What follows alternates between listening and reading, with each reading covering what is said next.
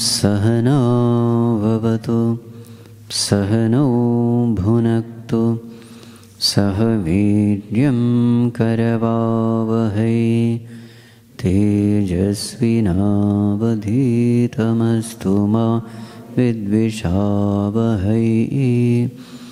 Om Shanti Shanti Shanti. Om Namo Narayanaya.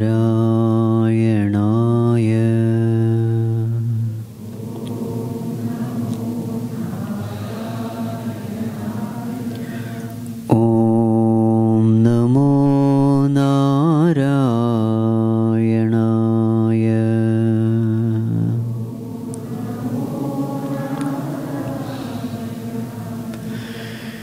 Om Namo Narayanaya.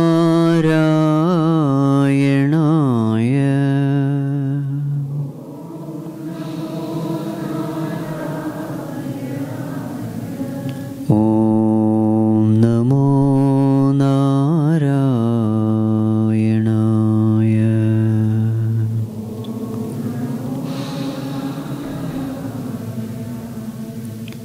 Om Namo Narayanaya.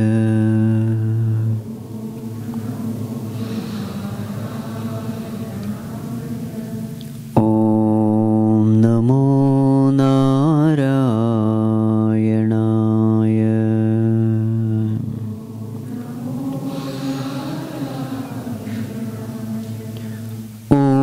Om Namo Narayanaya.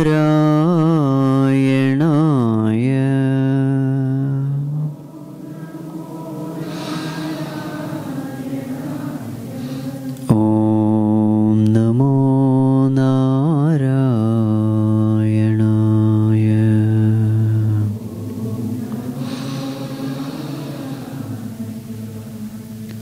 Om Namo Narayanaya.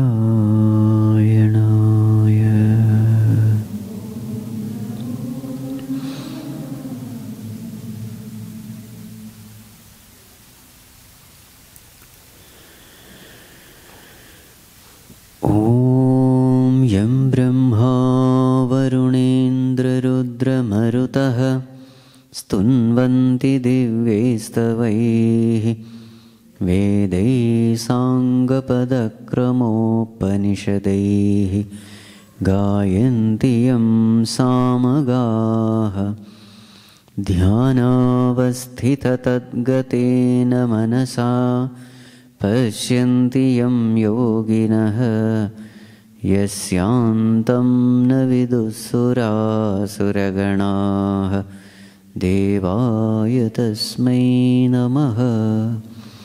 Devaya tasmai namaha. We'll chant the first two verses. Om Shri Paramatmane Namaha. Atha Navamodhyayaha. Rajavidya Rajaguhya Yogaha. Shri Bhagavanuvacha. Idam tu te guhyatamam pravakshyamyana suyave jnanam vijnana sahitam yajñātvā mokṣyase shubhat rajavidya rajaguhyam pavitramidamuttamam pratyakshaavagamam dharmyam susukham kartumavyayam.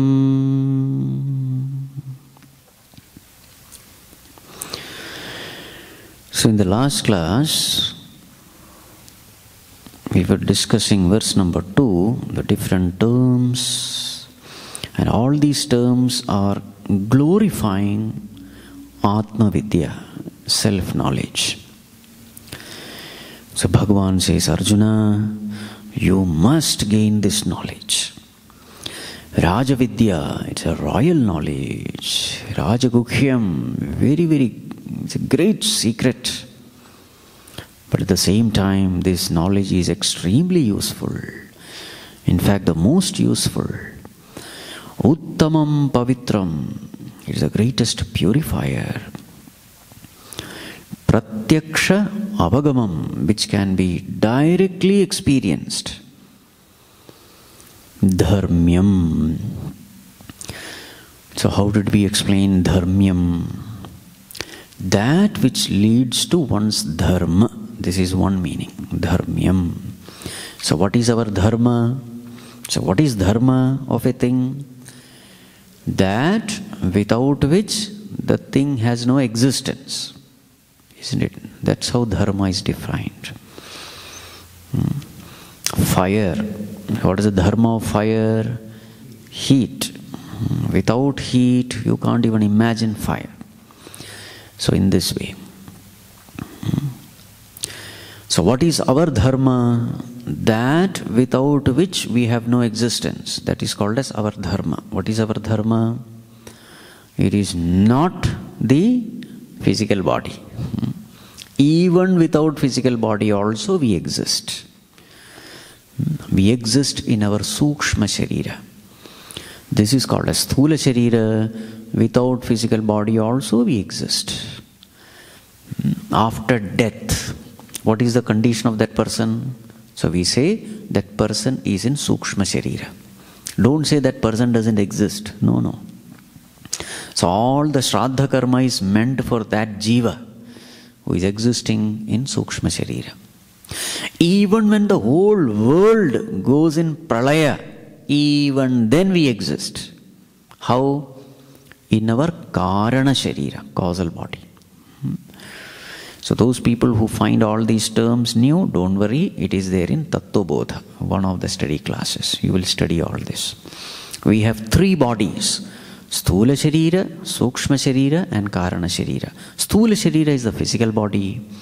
Sukshma Sharira is the thought bundle that we carry, Antakarana. And Karana Sharira is the causal body, from which both the other two bodies exist. Okay. So what is our dharma? That without which we have no existence. What is our dharma? It is consciousness, pure consciousness. It is this consciousness which is enlivening this body. This physical body is actually nothing but matter. But what is that which enlivens it, gives it life, makes it sentient? It is consciousness. So therefore, our dharma is consciousness. So dharmyam means what? That which takes us to our nature. And what is the nature of consciousness? Sat, Chit, Anand. The existence, consciousness, bliss. That is our nature. So dharmyam means that which takes us to our dharma. Now dharma also means the values of life. That is also called dharma. Dharma has various meanings. So accordingly, this dharmyam term will carry various meanings. So dharma means, that person is a very dharmic person. Means what? Is a very cultured, evolved, virtuous person. So dharma means that path where you have to be virtuous. Otherwise there is no progress possible.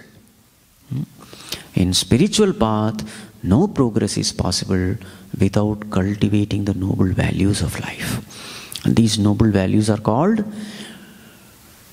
Daivi Sampat, divine virtues. You cannot say that, no, I can be crooked, wicked, selfish, and then I will progress in spirituality. Just not possible. So dharmyam means the path where you have to live a pure life. Only then progress is possible. Dharmyam. Dharmyam also means, so based on dharma as duty. There is another meaning of dharma. Dharma means duty also. So then dharmyam means what? This is our greatest duty. What is our greatest duty? To know ourselves as we are. All the other duties have to be performed keeping this duty in mind.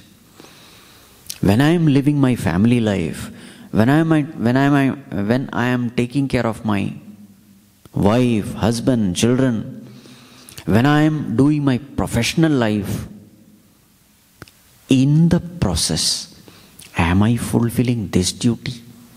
Meaning, through the family life and professional life, is the mind becoming pure so that the mind is becoming fit to gain this knowledge? So all the duties must be performed in such a way that you are able to fulfill this duty. This is a lifetime duty. The purpose of all duties is only to fulfill this duty. Why are we in this world? We should be very clear. We are here in this world not to settle in this world, because this world is a terrible world. It is full of suffering and pain. Nobody can settle here happily. The purpose of coming to this world is to put an end to coming to this world again and again. And this is possible only through God realization. So God realization is our greatest duty. Dharmyam. Okay. Now, dharma also means peace and harmony.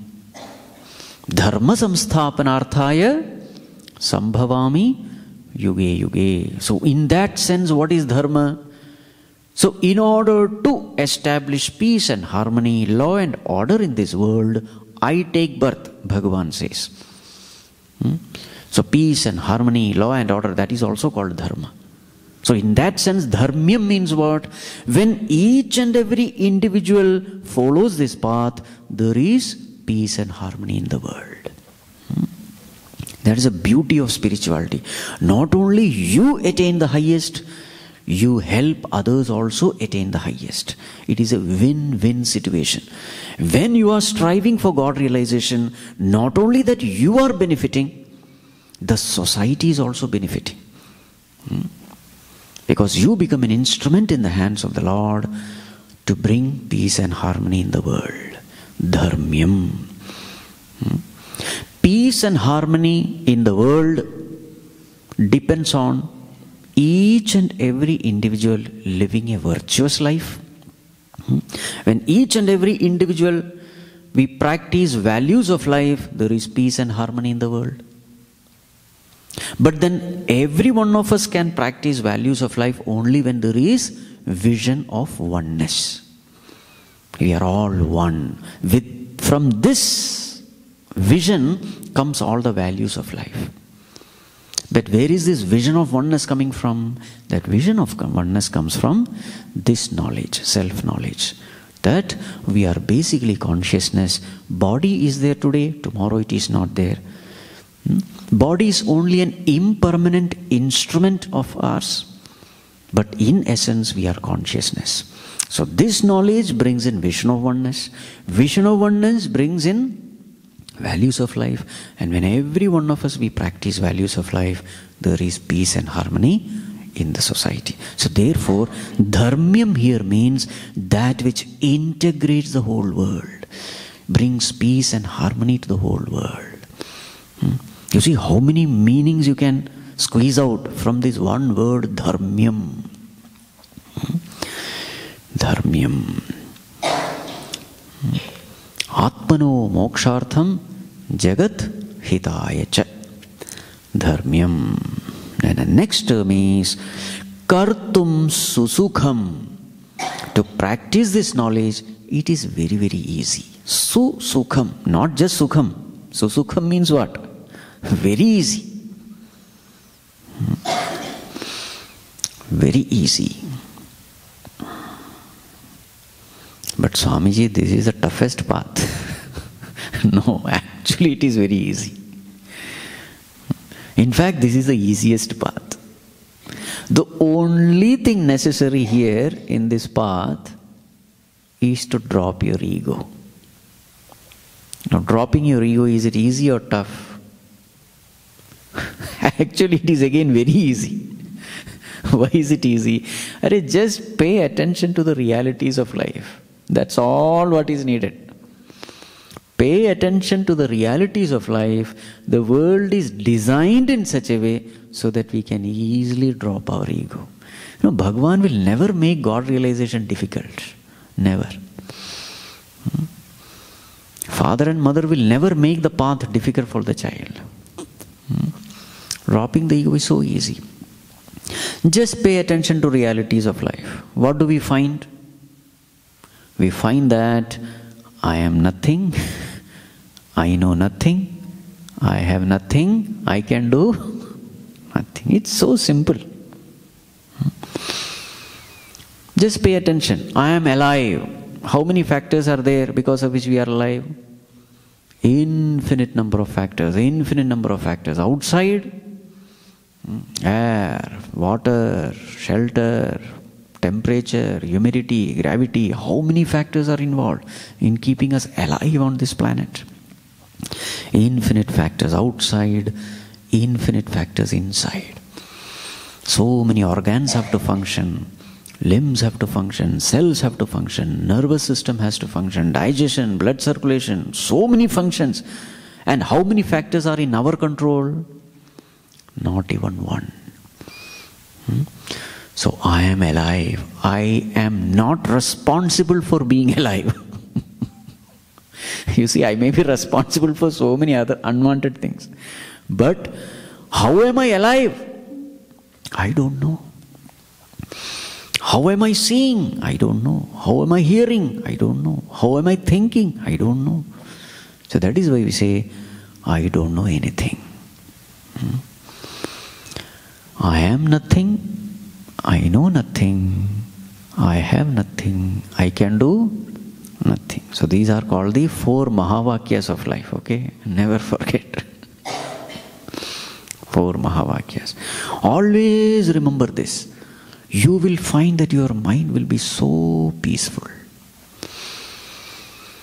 To the extent you are in touch with the reality of life, your mind will be very peaceful. Now tell me, is it Susukham or Dukkham? It's very easy to say I am nothing.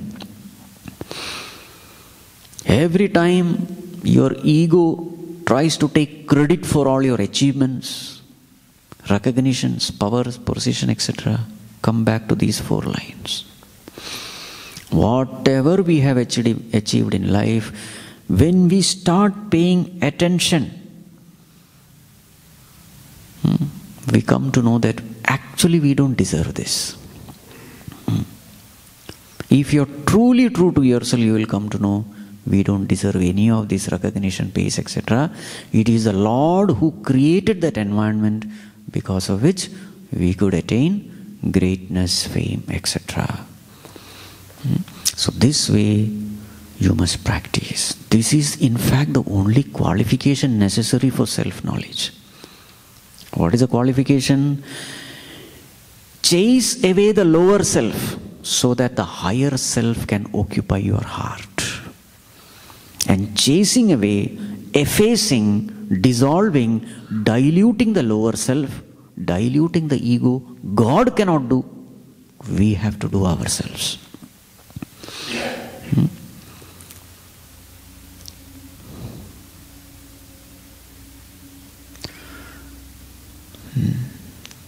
When the ego enters, Lord vanishes. When the ego vanishes, Lord enters. This is a law. So, to destroy the ego is very easy actually. Very, very easy. Just pay attention to the realities of life. Nobody is anybody in this world. Everybody is a nobody. Don't try to be a somebody. That is called as samsara. If you try to be a somebody, you will get only beatings in this world. Be a nobody. To be a nobody is very easy. If you try to be a somebody, there will be competition in this world. But if you try to be a nobody, nobody will compete with you. It's so easy. Isn't it? Susukham kartum. Very, very easy. Just get rid of your ego and the rest, everything will fall in place. It is also an easy path because the whole path is nothing but striving to reach your own nature. And the whole world is designed in such a way that everything tends to go towards its nature. Suppose you heat water. What is the nature of water? To remain in room temperature. That is the nature of water. You heat the water and leave it. What will happen to that water? Slowly it will, give up the extra heat and come back to that normal room temperature. In the same way, everything in this world is designed to attain to its nature. So therefore also this path is very easy.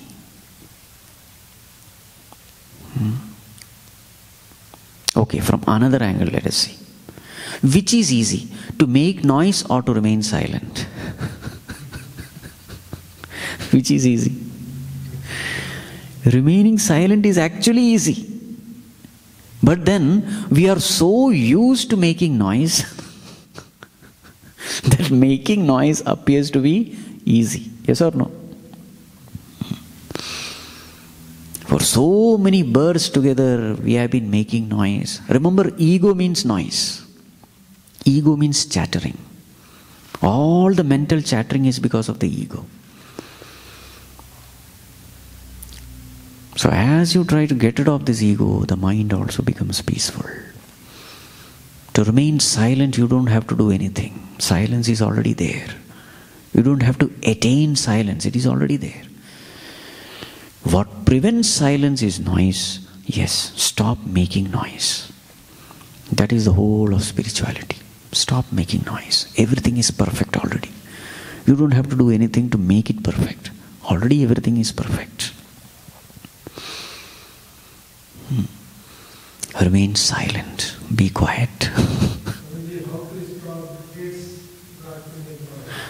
That we will discuss later. Okay. Susukham kartum. Very easy. Just become silent. Susukham kartum. And then, what about the result? Avyayam. Imperishable result. This is the glory of Atma Vidya. Once you have attained that state, you will never lose it. Remember, that is not the case with anything in this world. There is no imperishable result in this world. Every action is limited, therefore every result also should be limited. Whatever action you do, it is limited in space, time, ability, etc. So therefore the result of every action should be limited. Vyayam, perishable. You drink a cup of tea, that freshness is there, but after some time it has to go. You put some effort, build a house, for some time the house remains, but slowly it starts decaying. You go for jogging, etc., body remains healthy, but afterwards again you have to do it. Every day you have to do to keep the body healthy. So, throughout our life, in every action we find that the results are limited. But here, there is the only place where result is unlimited, infinite, imperishable. Even studying Bhagavad Gita verse also is, you by heart one verse, in few days if you don't revise it, you forget that verse. Isn't it? But this result of self-realization, God realization, nirvana, moksha, mukti, whatever you may call it, Bhagavan says it is avyayam, imperishable.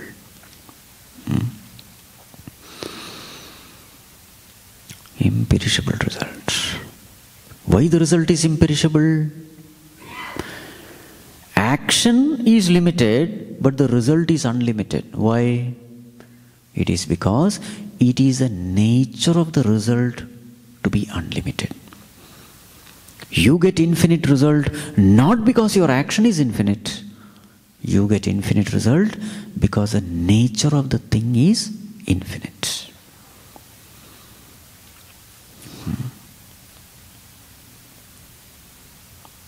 For example, when you take water from the well, you are putting forth effort and you get some water, drawing water, not that tap. From a well you take water, you get little water. So little effort, little water, more effort, more water. But suppose you walk towards the ocean, how much water will you get? Effort is limited, only walking. But you get infinite water. Why the result is infinite? Because the nature of the thing is infinite. Ocean is infinite. So therefore, Arjuna, this is the glory of this knowledge, that you put forth effort. How much effort can we put? Only limited effort. Birds together also, if you put forth effort, it is limited only. But the result is infinite.